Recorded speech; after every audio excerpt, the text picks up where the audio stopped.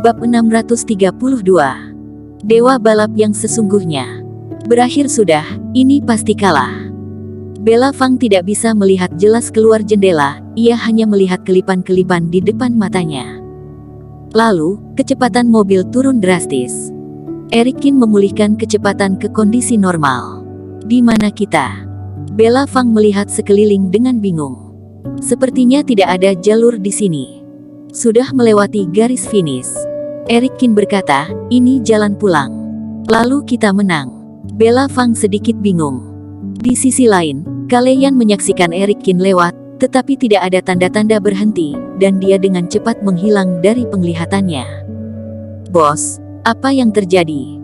Anak buahnya sedikit bingung. Karena menang, ia sebenarnya bisa mengambil 20 juta itu, tapi Eric Kin ini, apakah dia tidak mau uangnya lagi? Dia tidak menginginkan uangku. Kaleyan menghela nafas, bahkan, sejak awal dia tidak peduli dengan hasil pertandingan ini, karena dia merasa dia tidak akan kalah. Dia dari awal sampai akhir mengabaikan keberadaan kita. Aku kalah, tapi setidaknya kalah terhormat. Saudaraku, dialah dewa balapan yang sebenarnya. Kaleyan berkata dengan antusias di matanya, tidak peduli ketenaran dan kekayaan, dan tidak tergerak dengan hal-hal duniawi. Ini jauh berbeda denganku. Aku, Kaleyan, dapat melihat semangat dewa balapan hari ini dan rasanya mati pun tidak menyesal. Pada saat ini, sosok Eric Kin sangat membekas di hatinya. Anak buahnya juga kaget. Kalau diingat-ingat, Eric Kin datang ke sini memang dengan tenang seperti sumur tua yang tak berombak, tetapi dia sangat percaya diri dan tidak sombong. Tapi jika dewa balapan tidak menginginkannya, tapi aku, Kaleyan, tidak bisa tidak memberinya. Aku tidak bisa menelan hak orang lain. Kaleyan mengertakkan gigi dan segera masuk ke mobil dan menyalakan mesin. Tuan muda, pelan-pelan.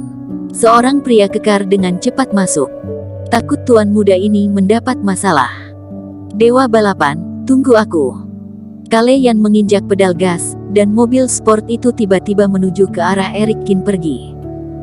Malam semakin larut, dan jendela mobil terlihat semakin gelap. Mengemudi di jalan raya, Bella Fang masih merasa sedikit tidak nyata. Melihat balapan Eric Kin, dia merasa bahwa sebutan wanita balap nomor 1 untuknya itu terdengar memalukan dan tidak berarti apa-apa. Bagaimanapun, ketika Eric Kin berakselerasi, dia hampir ketakutan. Apakah sudah menelepon? Eric Kin bertanya sambil menatap Bella Fang yang sedang bengong. Ya, sudah minta Kari Fang menyuruh seseorang untuk membawa pulang mobilku, kata Bella Fang. Lain kali tidak boleh lagi balapan mobil, kata Eric Kin. Iya tidak lagi. Bella Fang merasa sedih. Hanya bisa menceramahiku, padahal ia sendiri balapan mobil gila-gilaan seperti terbang rasanya. Mau dibawa kemana aku? Bella Fang tiba-tiba bertanya penasaran. Pergi ke Sekte Qin, bantu aku sedikit. Apakah ada imbalan untuk melakukannya? Tanya Bella Fang. Itu tergantung padamu. Eric Kin berpikir sejenak. Jika Bella Fang punya cara untuk membuat ibunya bahagia, tidak ada salahnya untuk menghadiahinya. Ternyata soal tante. Baiklah akan kupertimbangkan. Setelah memahami permintaan Eric Kin, Bella Fang mulai berpikir serius. Sambil Eric Kin mengemudi, ia tiba-tiba mengerutkan kening, dan perlahan-lahan melambat. Ada apa? Bella Fang juga menemukan ada sesuatu yang tidak beres. Apakah menurutmu ini terlalu sepi? Iya ada sedikit, aku tidak mendengar suara serangga, kata Bella Fang. Wajah Eric Kin pun sedikit serius, dan sebuah jimat dimasukkan ke tubuh Bella Fang. Ingatlah nanti jangan kemana-mana. Eric Kin lalu memarkir mobil di pinggir jalan, dan keduanya turun dari mobil. Malam semakin gelap. Ada kabut yang tipis di sekitar. Kerohanian Eric Kin keluar dan menyebar, menyapu sekitar. Kemudian, dia terkejut saat mengetahui bahwa kerohaniannya terhalang oleh kabut dan dibatasi dalam jarak 100 meter. Eric Kin, aku sedikit takut.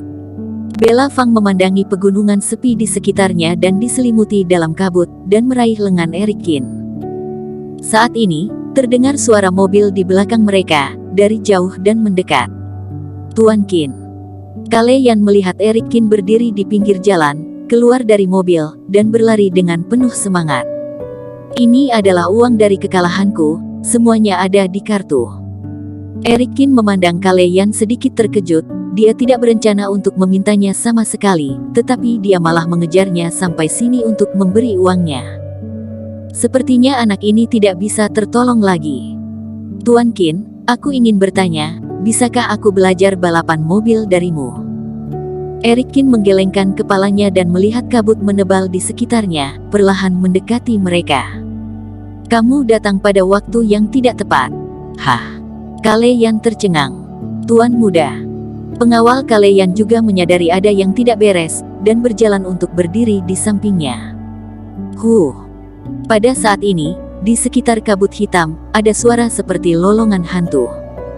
Kabut berputar, dan kadang-kadang muncul wajah-wajah menyeramkan.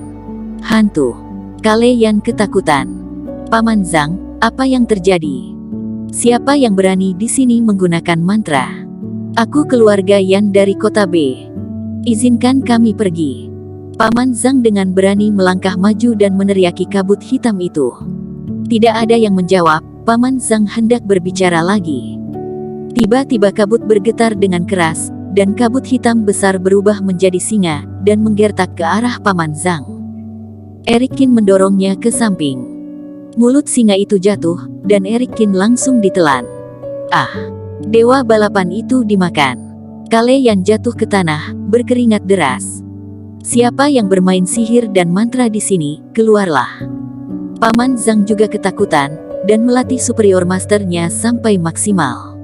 Hehe, aku tidak perlu berpura-pura menjadi hantu untuk berurusan denganmu. Sebuah suara terdengar di kabut saat ini, dan kemudian sosok hitam perlahan keluar darinya. Itu kamu. Kale Yan memandang pria berpakaian hitam di depannya dengan linglung. Orang ini adalah pria berkacamata hitam yang dia pekerjakan. Ya, kamu pasti tidak menduganya. Pria berkacamata itu mencibir. Aku telah merasa ada yang tidak beres denganmu, apa yang kamu lakukan pada tuan mudaku. Paman Zhang menghela, wajahnya tampak waspada. Tenang saja, kamu tidak perlu gugup. Pria berkacamata tersenyum dan berkata, sebenarnya, tujuanku bukanlah anak bodoh itu sama sekali, tapi kamu. Pria berkacamata menunjuk pada Bella Fang. Tapi aku tidak mengenalmu. Bella Fang terkejut. Pria berkacamata hitam itu menunjukkan tatapan kejam dan tersenyum, kamu tidak mengenalku, tapi ayahmu membunuh guruku. Guruku sangat baik padaku, tapi ayahmu, karena hanya bisa terlatih seperti manusia biasa, ia menangkapnya dan membunuhnya. Kebencian seperti ini tak tertahankan, jadi aku bersumpah akan membunuhmu dengan tanganku sendiri, agar ayahmu menderita sampai tidak ingin hidup. Jadi kamu mendekatiku hanya untuk Bella Fang. Kale Yan tercengang. Ya, kamu terlalu bodoh. Awalnya aku berencana untuk membiarkan kamu mendapatkan Bella Fang, lalu memakai tanganmu untuk membunuhnya, tapi aku tidak menyangka anak itu adalah master, dan itu membuat rencanaku untuk runtuh. Namun, dia telah dimakan oleh hantuku. Pria berkacamata mencibir, oke, jangan bicara omong kosong lagi, matilah. Lalu, dia mengendalikan hantu itu dan bergegas menuju Bella Fang. Bersambung.